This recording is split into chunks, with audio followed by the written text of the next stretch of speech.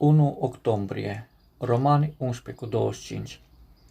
Fraților, pentru ca să nu vă socotiți singuri înțelepți, nu vreau să nu știți taina aceasta. O parte din Israel a căzut într-o împietrire care va ține până va intra numărul deplin al neamurilor. Timpul națiunilor. Iisus, în predica lui despre vremurile de pe urmă, în Luca 21:24, a vorbit și de timpul națiunilor, când Ierusalimul va fi călcat în picioare. Această profeție s-a împlinit scurt timp după aceea. Titus a venit și a cucerit Ierusalimul, a distrus templul și a dus pe evrei ca prizonieri, exact cum a prezis Domnul. Acest timp al națiunilor durează acum aproape de 2000 de ani. Iisus venise în ce a fost a lui, dar ei săi nu l-au primit. El a vrut să-i adune, cum își adună o cloșcă, puii ei sub aripă, dar ei nu au vrut. De aceea au rătăcit 2000 de ani între națiuni, fără templu și fără patrie. Între timp a sosit timpul națiunilor.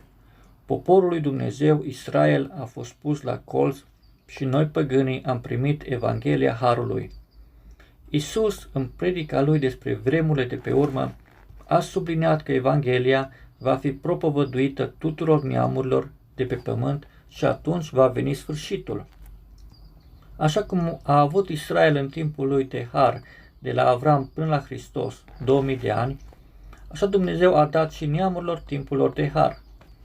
După cum stau lucrurile, putem deduce că El în curând se va sfârși, deoarece, într-adevăr, Evanghelia a intrat în toate continentele.